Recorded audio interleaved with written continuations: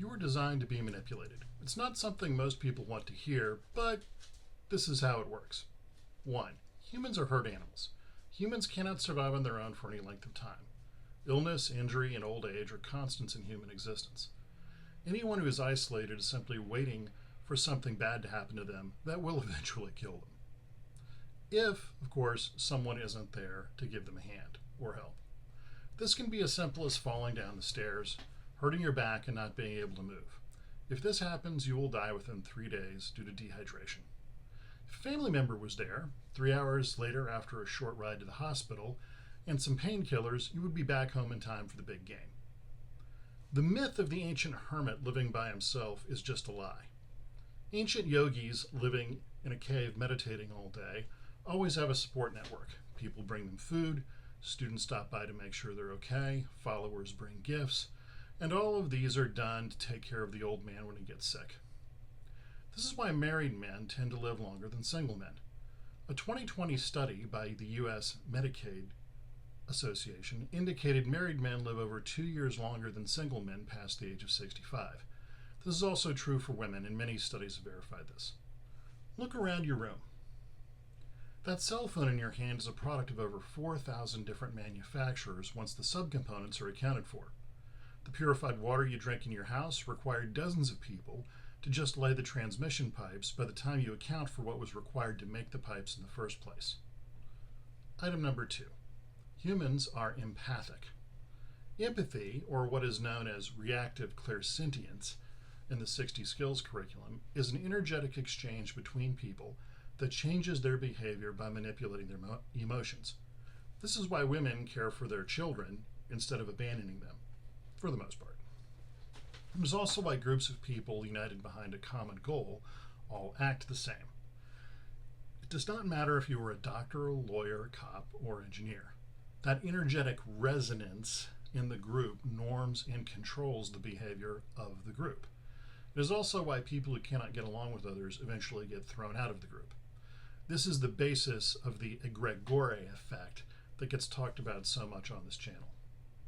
Specifically, this impacts people like psychopaths and the autistic. Hare's psychopathy test utilizes a 40-point scale to determine psychopathic traits. An average person scores a 2 or a 3.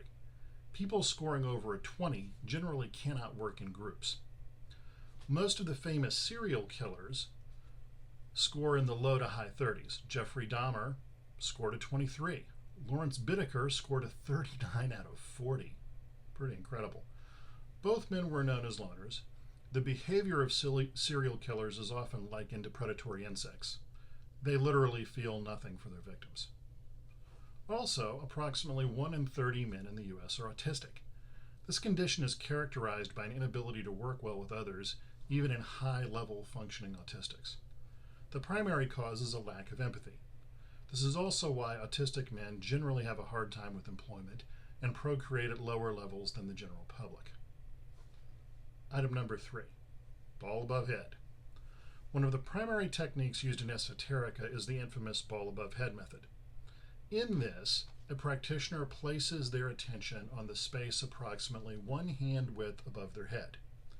In this space, a symbol, sigil, picture, mantra, mandala, or any number of things can be placed. This then influences the thoughts, energy, and emotions of the practitioner. What is not said is that most potent influences involve empathy. Those changes in behavior, however, seem natural and are internally motivated from the perception of the individual. In fact, they're not. Have you ever wondered why religious practitioners often wear odd-looking hats? Ever wondered why military men wear rank on their hat or kings wear crowns? All of this is leveraging the ball above head method. Learning how to develop your subtle senses such as clairvoyance, clairaudience, and clairsentience allows a practitioner to engage with these things directly and takes back much in the way of information. But even if people are unaware of the effect, they still get influenced by it. And that is where things become a little sneaky. It's almost as if people were designed to be manipulated this way. Number 4, exposure determines belief. In advertising and marketing, the rule of 7 is often mentioned. Generally, this is interpreted as meaning that you need to see an advertisement for something 7 times before you buy it. And this is well established and is decades old. Advertising and marketing largely leverages that emotional response of human beings. This can be done with music, pictures, or even smell. Frankly, anything that raises an emotional response creates an opening for the right sales pitch. But what is the difference between advertising and marketing and intentionally changing someone's belief? Well, functionally, there is no difference. Indoctrination is a curious thing. The Jesuit maxim of, "Give me a child of 7 years and I will give you that man," is often interpreted as a reference to the plasticity of a child's brain. However, militaries for thousands of years have understood how to take a group of recruits and turn them into a functional team. As a result, people will believe anything that they are exposed to if it is done in isolation. The more energy and intensity applied, the faster it will happen. And the earlier it is done in life, the less likely they are to change their mind.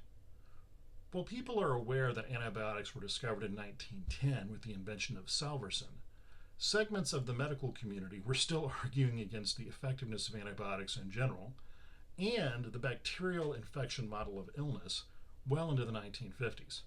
Think about it. You can watch someone die in front of you from sepsis and still argue against the effectiveness of something like penicillin? This is the strength of belief.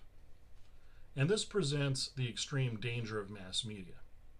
Merely telling someone that something is true, absent another point of view, will often end up with them believing it. And the view that is most often presented will be the one they eventually believe, no matter how ridiculous. Pet rocks and other such sociological phenomenon are good examples of this. Now we get to number 5, free will. The good news is that people do ultimately have free will. However, many things have their fingers on the scale in terms of your ability to act in accordance with free will. The most common of these is emotional response. Have you ever heard the phrase, emotion is the enemy of logic? What if you substituted sensation for emotion? Well, at this point, the role of clairsentience becomes very clear. Sensation is interesting in that it often defeats reason. People can know that something is terrible for them. Smoking, overeating, drug use, and the like. They know this. But the sensation, i.e., the emotion, generated by not doing this, overwhelms their reason. On the surface, the obesity makes no sense. All you must do is eat less. But everyone who has ever lost weight knows how big a challenge it is to do this and keep doing it. So in effect, people can know what they are doing is wrong, but the emotion or sensation of the act results in their doing it anyway. Now, not everyone will give in to this, but many people will. And the more you make them do it, the more used to it they become. Therefore, if you want to make somebody do something, all you need to do is to make not doing it uncomfortable and doing it pleasurable. And people will line up 1,000 men deep to do it. Does this mean that man lacks free will? Well, this is a very good question. Number 6. This is getting to the important part for most of the people listening here today. What can be done about this? Well, the meditative process provides a number of solutions that help with all of those invisible hands on the scale of your free will. By training things like clairsentience, a practitioner can become aware they are being manipulated in the first place. Other practices, like the single-pointed focus exercises, can be used to determine if the appropriate emotion is internally or externally derived. Releasing techniques help with separating a practitioner from those external sources of manipulation. Other things like pranayama or breath retention strengthens the energetic field around a practitioner and makes them less susceptible to outside influence. Interestingly, barbell training and Olympic weightlifting do the same thing. The tradition of young men taking up resistance training and becoming their own man, seems to be the basis for this. While people make a big deal of protective rituals and the like, it appears these do not work well for this purpose. Likewise, talismanic items seem to do this at the expense of whatever entity or force is generated by the talisman. The fact that the energy to do this with comes from the practitioner is also not helpful over the long term. So, if you like the topic of today's discussion, give the video a like and consider subscribing to the channel. If you want to learn more about all of this, go to 60skills.com or Perseus Arcane Academy, where you can learn more. Details are in the text box below the video. Otherwise, as per usual, train hard and be well.